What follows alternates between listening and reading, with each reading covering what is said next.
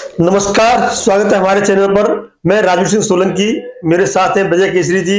हम बात करेंगे दिल्ली विधानसभा चुनाव का शंखनाद हो चुका है और हमने पिछली वीडियो में बताया था किस तरह टिकट के लिए मारामारी है, अपने ही आपस में लगे हुए कौन किस पे भारी पड़ेगा। तिमारपुर विधानसभा क्षेत्र है दिल्ली का, जहां करीब 1.25 लाख वोटर हैं और वो यूथ वाला क्षेत्र है, जहां मुखर्जी नगर जैसा कोचिंग संस्थान वाला एरिया है। वहां के टिकट के लिए हमारे विजय केसरी जी लाइन में हैं। तो बहुत स्वागत है विजय केसरी जी हमारे चैनल सबसे पर। पहले आपका भाई साहब और द पिलर के सभी दर्शकों का बहुत बहुत स्वागत है।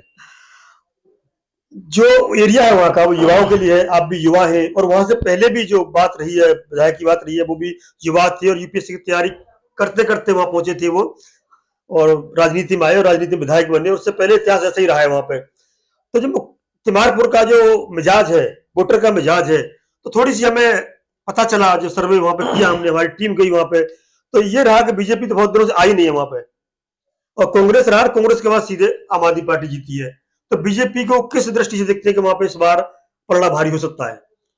अगर तिमारपुर विधानसभा की केवल बात करें तो वहां पे देखेंगे कि जब से दिल्ली विधानसभा का गठन हुआ है 1993 में, तो पहली बार जब भाजपा की सरकार बनी थी तो वहां से श्री राजेंद्र गुप्ता जी जो अपने वैश्य समाज से आते हैं, उसमें वो वहां से माननीय जनप्रतिनिधि बने थे। और उसके बाद से 1998 से अब तक 2020 में लगभग छह बार अभी विधानसभा के चुनाव हुए हैं। लेकिन ये हमारा दुर्भाग्य रहा है कि कभी वहां की जनता ने भाजपा के पक्ष में पूर्ण मतदान नहीं किया ताकि वहां पे भाजपा का विधायक बन सके। इसके पीछे मुख्य वजह क्या मानते हैं आप? बीजेपी वहां पे अपना खाता नहीं खोल पाई उसके बाद? उसके लिए बहुत सारी वजहें रही होंगी। अब जहाँ पे अपने पूर्वांचल का वोट वहां पर ज्यादा है, झुग्गी बस्ती है, सब कुछ है। लेकिन जहाँ पे यूपी बिहार की राजनीति की बात करें तो वहां पे जातिवाद एकदम जकड़ा हुआ है, वो किसी से छुपा हुआ पहलू नहीं है। सबसे उसके साथ ही दूसरा पहलू ये है कि वह मुखर्जी नगर एरिया जो है वह आईएएस की तैयारी के लिए फेमस है। देश भर में जहां पर भी आईएएस अपने अपनी सरकारी सेवा में सेवारत हैं, चाहे वो देश में हो या विदेश में एम्बेसडर में रह रहे हो, वह मुखर्जी नगर से अपना इंटरव्यू पढ़ाई पूरा नाता जोड़ पाए, वो भूल नहीं पाए हैं। उसको एक तरीके से आईएएस हब बोला जाता है। मुखर्जी नगर धाम की भी संज्ञा कई टीचर देते हैं। साथ ही इस विधानसभा में अपना दिल्ली विश्वविद्यालय जो सुप्रसिद्ध विश्वविद्यालय है और ऑल वर्ल्ड की रैंकिंग में भी उसका टॉप 100 में रैंक रहता है। और वो पूरा अपना दिल्ली विश्वविद्यालय का क्षेत्र भी उसी परिसर में आता है, उसी विधानसभा में आता है। अब बात दो विचारधारा की चलती है। बीजेपी कहती है डबल इंजन की सरकार, एक रहेंगे तो सेफ रहेंगे, या मोदी जी क्या तो मुमकिन है। दूसरी तरफ केजरीवाल कहते हैं फ्री बिजली, फ्री पानी, फ्री बस सेवा, फ्री शिक्षा, यानी रेबड़ियों की भरमार। तो जनता किस पर ज्यादा विश्वास करेगी? हमको एक चीज समझना चाहिए, जब केजरीवाल जी सत्ता में आए, जैसे उन्होंने कहा था कि हम सेवा के लिए आए हैं 2013 में, वो भी एक आईएएस एक्सपेरेंट रहे हैं, आईआरएस जैसे प्रतिष्ठित दायित्व पे रहे हैं, उन्होंने सेवा की है। लेकिन एक आईएएस आईआरएस जहां उनकी धर्मपत्नी जी भी आईएएस रही, उस कैडर में रही हैं, और अपने घर पे बुला करके एक आईएएस को रात को 12 बजे जो दिल्ली के मुख्य सचिव थे उनको अपने विधायक के द्वारा मरवाना अपने सामने, ये कहाँ तक न्यायोचित है कि एक सिस्टम का व्यक्ति जहां रहता है तो उसका सम्मान करता है और वो उसके ऊपर ही कुठाराघात करते हैं। वो कहते थे कि मैं कुछ नहीं लूंगा, वहां पे उन्होंने शीश महल बनाया। क्या उन्होंने मुखर्जी नगर के छात्रों की कभी सुध ली? मैं एक छोटा सा एग्जाम्पल देता हूँ। वहां पे 3 वार्ड हैं, आम आदमी पार्टी से पिछले 2 बार से जो विधायक हैं वो भी मुखर्जी नगर के तैयारी करने वाले स्टूडेंट ही रहे हैं। जी बताया था। आम आदमी पार्टी ने उन्हीं को टिकट दिया, वो वहां से जीते हैं। इस बार तो ऐसा है कि केजरीवाल की लहर इतनी बुरी है कि हार के डर से दिलीप पांडे ने, जो वहां के वर्तमान विधायक, अपना नाम ही वापस ले लिया कि मैं इस बार चुनाव यही मैं कहने वाला था कि इस बार टक्कर कर रही रहने वाली तिमारपुर में, क्योंकि जो निवर्तमान विधायक हैं उन्होंने अपना नाम वापस ले लिया, जो कि उन्होंने खूब सारा प्रचार प्रसार किया था। हम गए थे वहां पे, बैलेट पोस्टर खूब लगे हुए थे, उनके पोस्टरों की भरमार थी। किंतु जब सर्वे में नाम आया कि तुम तो भाई जितना सीट निकालना मुश्किल है, तो कहीं ना कहीं ये बीजेपी के लिए प्लस पॉइंट हो सकता है। तो फ्री की रेबड़ी की काट कैसे करेंगे? इस बार जो तिमारपुर विधानसभा में है, जनता ने पूरा मन बना लिया है। इसीलिए दिलीप पांडे ने, केजरीवाल ने अपनी पार्टी से अपने सिटिंग विधायक का सिटिंग विधायक ने स्वयं अपना नाम जी। वापस ले लिया। इसके पीछे मुख्य कारण है कि उनकी, अगर वो इस बार लड़ते चुनाव तो उनकी जमानत जब्त हो जाती, और इस बार 100% जनता ने मन बनाया कि वहां से भाजपा का प्रत्याशी ही जनप्रतिनिधि विधायक बन के सदन में जाएंगे। आम आदमी पार्टी ने अपने वहां से तिमारपुर से भी कैंडिडेट की घोषणा कर दी है। बीजेपी ने अभी नामों की कोई चर्चा नहीं है दूर दूर तक।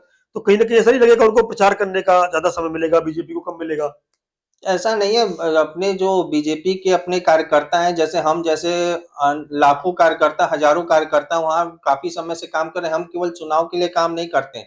हम चुनाव नहीं रहता, जैसे कोविड का समय देखा जाए, कोविड के समय में मैं मुखर्जी नगर में उसमें संगठन में ही रहा, संगठन में काम करता रहा, और अपने युवाओं के बीच में क्योंकि मैं वहां आईएएस की एक समय तैयारी करने आया था, काशी से, बनारस से, और तैयारी करने के साथ ही जब कोविड में अपने भाई बहनों को देखा कि उनको समस्या हो रही है, तो अपने जो माननीय जनप्रतिनिधि हैं श्री मनोज तिवारी जी, उनको मैंने आग्रह किया था, और उनको एक बार आग्रह करने के बाद ही उन्होंने वो सारा राशन हमको न सिर्फ प्रोवाइड करवाया, बल्कि वह उनके द्वारा राशन आया, और समय समय पे छात्रों का हाल भी जानने की पूरी कोशिश की गई कि उनकी समस्या तो नहीं है, किसी को हॉस्पिटल की दिक्कत तो नहीं है, कहीं जाने में कोई समस्या तो नहीं हो रही है। तो माननीय सांसद जो मनोज तिवारी जी हैं, उनका भी हमें पूरा सहयोग वहां पर मिला कोविड के समय में। और जो वहां पे शिक्षक हैं, शिक्षक गण हैं, बाकी अन्य जो समाज के लोग हैं, जब वो इस चीजों को देखे तो वो भी बढ़ चढ़ के हिस्सा लिए वहां पर। तो छात्रों की समस्या पूरा अपना तिमारपुर विधानसभा, दिल्ली विश्वविद्यालय और मुखर्जी नगर क्षेत्र दोनों आने से वहां पे छात्रों की पूरी बहुत ज्यादा संख्या में है, और वहां की एक तरीके से कह सकते हैं पूरी अर्थव्यवस्था छात्रों पर ही टिकी हुई है। छात्रों का वोट कम होता है, वो अपने निजी जहाँ से आते हैं, ज्यादातर वहां का वोट होता है, तो उनका प्रभाव तो रहता है। दूसरी बात है, वोट परसेंटेज कम रहता है। आप देखिए, आप रैली में अच्छी भी हो सकती है, सब कुछ है, किंतु वोट की बात आती है वहां पे कि उनका वोट नहीं है। उसके लिए क्या प्रयास रहेंगे आप लोगों के?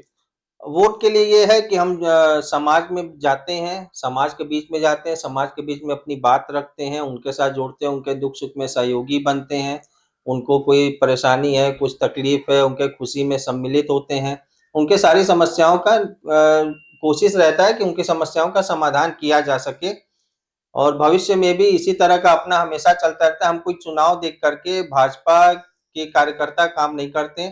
चुनाव तो आते जाते रहते हैं, हार जीत लगी रहती है, लेकिन हमारा उद्देश्य एक रहता है, राष्ट्र प्रथम, और क्षेत्र की जनता को किसी भी प्रकार की समस्या ना, उसके खुशहाली के लिए हम सब काम करते रहते हैं। अभी कुछ दिन पहले एमसीडी का चुनाव हुआ था, वहां भी बीजेपी 2-3 बार जीतती आ रही थी, किंतु इसमें बीजेपी को हरा करके आम आदमी पार्टी आई। तो उसका कितना प्रभाव मानते हैं आप?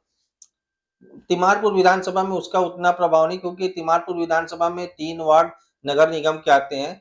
2 वार्ड अभी भी बीजेपी के ही वहां से माननीय निगम पार्षद हैं। एक राजा इकबाल सिंह जी हैं जो वहां से निगम में नेता प्रतिपक्ष के नेता भी हैं, और एक महिला है अपनी बहन रेखा जी हैं जो मलकागंज से हैं। हाँ, तिमारपुर में थोड़ा सा अपना 19-20 हो गया, लेकिन बहुत ज्यादा अंतर नहीं था वो भी इस बार। लेकिन इस बार जनता ने मन बना लिया है काम करने का। उसका मुख्य वजह ये है कि वहाँ जो एमसीडी, जब से ये एमसीडी में है तो इतनी मनमानी की हो गई है। जितने कोचिंग इंस्टीट्यूट हैं, वहाँ पे एक नियम में बदलाव की बात हो रही है सारे शिक्षक के द्वारा, सभी के द्वारा, कि वो एक नियम में बदलाव संशोधन कर दें, तो जो मामला हाई कोर्ट में चल रहा है वो चीजों को सही किया जा सकता है। लेकिन एमसीडी केवल पैसे उगाने के लिए, और वो उनको देखो, ये क्षेत्र सही में तरह के, चाहिए। वो ठीक है, किंतु दूसरी बात ये आती है कि जब जिसकी सरकार या जिसका बहुमत एमसीडी में होता है, वो दिल्ली प्रदेश में नहीं होता। कांग्रेस के समय में ये था, कांग्रेस दिल्ली प्रदेश में रहती थी, एमसीडी में बीजेपी रहती थी। इस बार ऐसा हुआ है, एमसीडी में भी है, दिल्ली सरकार में दोनों आम आदमी पार्टी है। एमसीडी जीतने के बाद क्या दिल्ली सरकार में आम आदमी पार्टी की पकड़ कमजोर लगती है?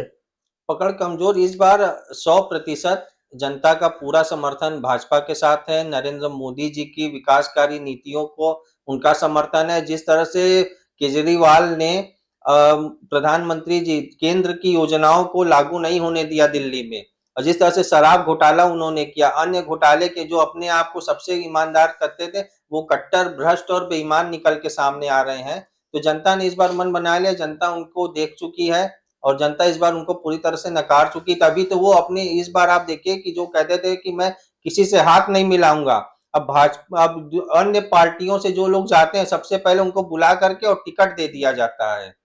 वो तो आयाराम गयाराम तो पार्टी में चलती रहती है। दूसरा, अंत में जो वीडियो बहुत लंबी ना हो जाए, तिमारपुर का जो इतिहास बताया आपने कि बीजेपी एक बार जीती है, उसके बाद कांग्रेस और आम आदमी पार्टी जीती है, और जिसकी सरकार या जिसका बहुमत एमसीडी में रहता है, उसकी सरकार दिल्ली प्रांत में नहीं बन पाती। समीकरण कहीं ना कहीं बीजेपी के पक्ष में जाते हैं, किंतु डबल इंजन की सरकार की बात करती है। अंत में ये जानना चाहेंगे वो जाति समीकरण जो रहता है उसका क्या आपको लगता है? जाति समीकरण वहां पे देखा जाए तो जब भाजपा वहां से जीती तो पूरी तरह से वो वैश्य समाज के ही श्री राजेंद्र गुप्ता जी वहां पे 1993 में उन्होंने पहली जीत दर्ज की, और 1998 से दुर्भाग्यवश अभी भाजपा वहां से माननीय विधायक नहीं रहे। परंतु इस बार भाजपा और वहां जिसको भी टिकट देगी हमारा पूरा समर्थन है। संगठन जिसको जो दायित्व देगा हम सब उसको करने के लिए पूरी तरह से कटिबद्ध हैं, प्रतिबद्ध हैं, और इस बार 100% तिमारपुर विधानसभा से भाजपा के ही विधायक बनेंगे। तो ये थे तिमारपुर विधानसभा के एक प्रत्याशी जो लाइन में लगे हैं टिकट के में, टिकटार्थी कह सकते हैं हम।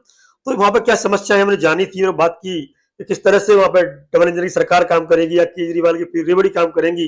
जनता से भी फीडबैक लेके आपको तक पहुंचाएंगे। तो बने रहिए हमारे चैनल पर। जय हिंद, जय भारत।